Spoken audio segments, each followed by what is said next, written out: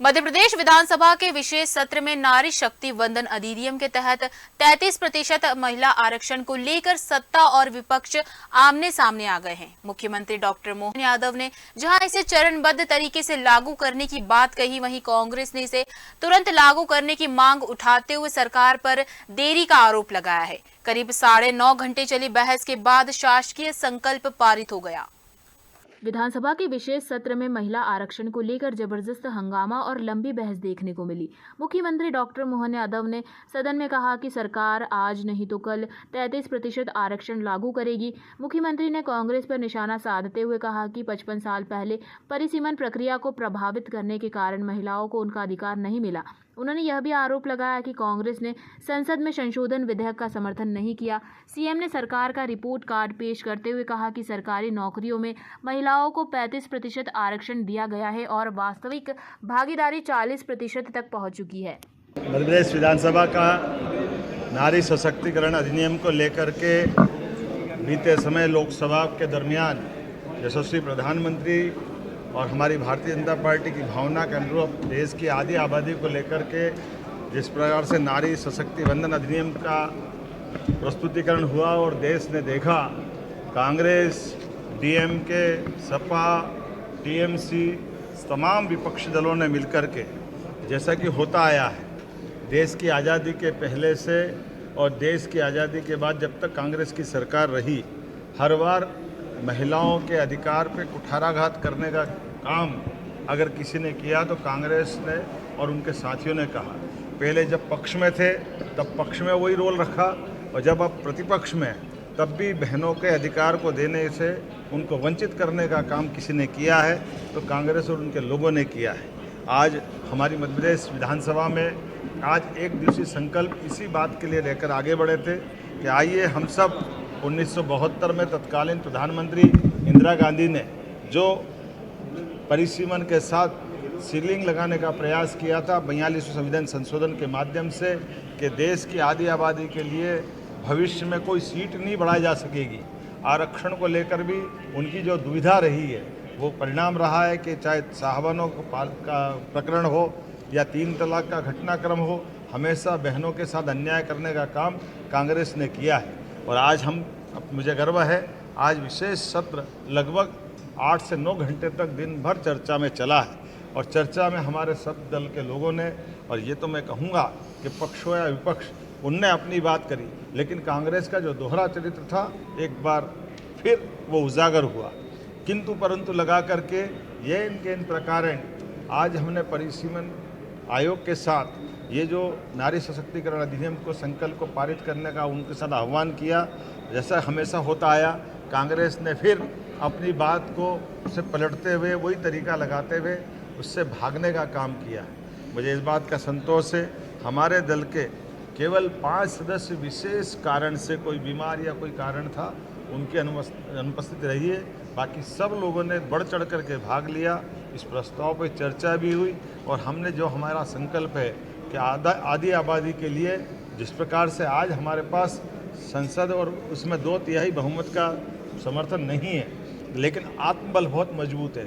आज नहीं तो कल यशस्वी प्रधानमंत्री के नेतृत्व में देश की आधी आबादी बहनों के लिए उनके हक अधिकार के लिए हमारा संघर्ष जारी रहेगा और हम अपना उस प्रतिबद्धता के बलबूते पर कि 33% के लिए हम आरक्षण करने के लिए लगातार कटिबद्ध रहेंगे। एक तरफ इस 33% आरक्षण का मतलब ही है कि कांग्रेस दोहरे मुद्दे से जब 54 करोड़ देश की आबादी थी 1972 में, उस समय उस आरक्षण की सीलिंग के बलबूते पर जब आज अगर हम कल्पना करें कि 230 विधानसभा की संख्या अगर ये 33% आरक्षण लोकसभा में पारित हो जाता तो 345 की संख्या अपने प्रदेश में होती।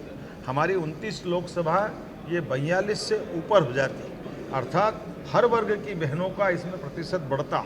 और ये बात भी सही है कि अगर लोकसभा विधानसभा की सीटें बढ़ती है, क्योंकि जब 1972 की बात करें तब लोकसभा के अंदर एवरेज एक लोकसभा में केवल 10 लाख वोटर थे और आज की स्थिति में एक लोकसभा में 30 से 40 लाख तक वोटर बढ़ गए।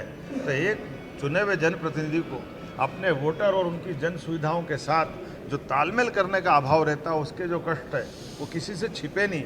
इसी प्रकार से विधानसभाएं भी हमारी 3 लाख से लेकर 4-5 लाख तक की इंदौर जैसे शहरों में हुई है। ऐसे में हम सबको ये संकल्प करना चाहिए कि आदि आबादी के लिए हम पुनः संघर्ष करेंगे और संख्या बढ़ा करके बहनों का प्रतिनिधित्व उनको दिला के रहेंगे। मुझे इस बात का संतोष है, जैसे हमारे दल ने विस्तार से अपनी बात कही और आखिर में आकर के संकल्प प्रस्तुत करने के साथ बहुमत के आधार पर न केवल संकल्प पारित हुआ, और जैसा कि हमको अंदेशा था, कांग्रेस डिवीज़न की बात करते करते तमाम प्रकार के हथकंडे लगा करके उनके नाना प्रकार के छल प्रपंच उनने रचे थे। लेकिन चूंकि उनके पास अपोजिशन के पास जो 64 उनकी संख्या है, वो 64 भी उपस्थित नहीं थी। बड़े आश्चर्य के साथ बोलना पड़ेगा कि जितने अपोजिशन के लोग चाहिए वो भी उनके इस प्रस्ताव से, मुझे तो ऐसा लगता है कि शायद वो भी हमारे प्रस्ताव से सहमत थे, इसलिए घर से नहीं आए।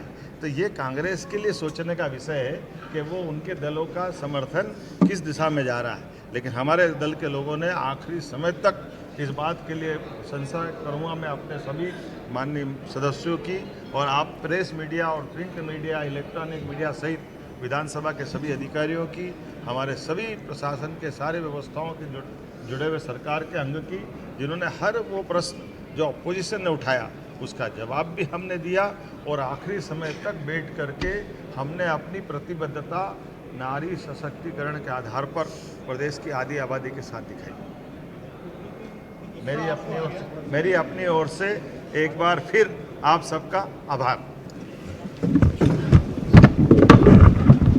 संकल्प पारित हुआ कांग्रेस। आज मध्य प्रदेश का एक दिन का विशेष सत्र आहूत किया गया था और हमारे मध्य प्रदेश के यशस्वी मुख्यमंत्री डॉक्टर मोहन यादव जी नारी शक्ति बंधन का संकल्प लेकर के सदन में आए थे। पक्ष विपक्ष ने अपने अपने तर्क रखे, लेकिन कांग्रेस पार्टी के लोग की हमेशा सोच रहती है कि महिलाओं को आगे नहीं बढ़ने देना। जिस तरह से 16, 17, 18 में अप्रैल में संसद में जब ये प्रस्ताव आया तो किस तरह से कांग्रेस पार्टी ने गिरा के और इसका मखौल उड़ाया, मजाक उड़ाया और महिलाओं को 33% आरक्षण से वंचित रखा।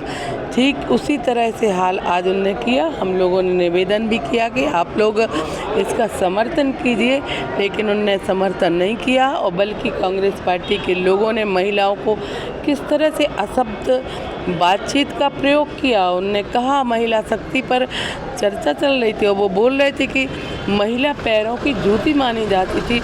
ये सोच कांग्रेस पार्टी की है, इसलिए देश की महिलाएं, प्रदेश की महिलाएं कभी कांग्रेस पार्टी के लोगों को माफ़ नहीं करेंगी जिस तरह से उन्हें महिला आरक्षण और महिलाओं को अधिकारों को छीना है। आपके गृह जिले में जिस प्रकार से पत्रकारों पर हमला हुआ, मारपीट हुई एक पत्रकार। देखिए, आज पूरे दिन चर्चा हुई। सदन के नेता माननीय मुख्यमंत्री जी ने बहुत अच्छे तरीके से करीब 1 घंटे अपनी बात रखी। नेता प्रतिपक्ष भी वहाँ अपना जवाब दिया, उन्होंने अपनी बात रखी। पक्ष विपक्ष दोनों की महिला नेत्रियों ने अपनी बात रखी और सदन बहुत अच्छे से चला। लेकिन अंत में कांग्रेस पार्टी का जो चेहरा है उन्होंने जनता के सामने उजागर कर दिया। कांग्रेस ना आरक्षण के पक्ष में दिल्ली में थी, लोकसभा में ना यहाँ थी। भारतीय जनता पार्टी की पूरी सरकार आरक्षण के पक्ष में दिल्ली में भी थी, यहाँ भी थी। हम चाहते हैं कि महिला आरक्षण बिल पास हो। कांग्रेस तो कह रही है कि ये बड़े ये हमारे मध्य प्रदेश के लिए बड़े सम्मान की बात है कि मध्य प्रदेश हिंदुस्तान में ये पहला राज्य बना जो नारी शक्ति अधिनियम के तहत मध्य प्रदेश से विधानसभा संकल्प पारित करके हमने बहुमत के आधार पर भेजा। अल्पमत में आने के बाद कांग्रेस ने हारने के बाद संकल्प पे मतदान में हारने के बाद फिर उन्होंने उसके बाद वॉकआउट किया। और वैसे भी कांग्रेस स्वयं ये नहीं चाहती कि माताओं को, नारी शक्ति को हमारे देश में सम्मान मिले, उनको अधिकार मिले और उनको 33% आरक्षण मिले। कांग्रेस चाहती है कि किसी भी तरीके से इसको विवादित करके रखा जाए, लेकिन भारतीय जनता पार्टी है, आदरणीय नरेंद्र मोदी जी का संकल्प है और मोदी जी है तो मुमकिन है।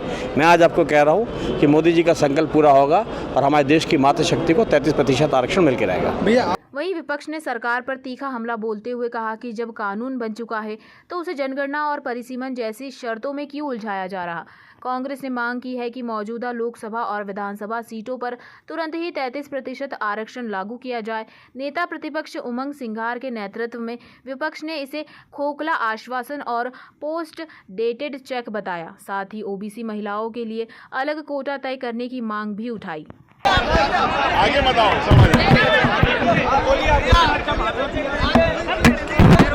देखिए, आपने पूरी ये सरकार पूर्ण बहुमत में होने के बावजूद भी महिला शक्ति की ताकत के आगे, महिला बिल के आगे जो संकल्प में डर गई, 160 विधायक होने के बावजूद भी डर गई। जब माननीय अध्यक्ष जी ने व्यवस्था दे दी कि हमने मांगा कांग्रेस पक्ष की ओर से कि महिलाओं को आरक्षण केंद्र में यहां से प्रस्ताव भेजे कि तत्काल 543 सीटें लोकसभा की और 230 सीटें विधानसभा में 33% आरक्षण मिलना चाहिए। लेकिन भारतीय जनता पार्टी का जो प्रस्ताव था कि परिसीमन के बाद 2029 के बाद आरक्षण मिले, हमने डिवीजन मांगा, हमारे सदस्यों ने व्यवस्था दी, लेकिन किस प्रकार से मुख्यमंत्री और मंत्री और विधायकों ने दबाव बनाया कि ये प्रस्ताव बगैर डिवीजन के पास कराया गया, दादागिरी करी गई, अध्यक्ष पे दबाव बनाया गया। तो मैं समझता हूं कि ये पूरा प्रदेश की महिलाएं देख रही है कि भारतीय जनता पार्टी महिलाओं के साथ नहीं है। भारतीय जनता पार्टी ने जो अधिकारों की, सपनों की बात करती है महिलाओं की, उनको आज आरक्षण नहीं देना चाहती, 2029 के बाद की बात कर रही है। मैं समझता हूं कि सीधे सीधे प्रदेश की महिला और देश की महिलाओं के साथ कुठाराघात है। करीब 9.5 घंटे चली बहस के बाद हंगामे के बीच हाथ उठाकर मतदान कराया गया और शासकीय संकल्प पारित हो गया। भोपाल से उमेश यादव की रिपोर्ट।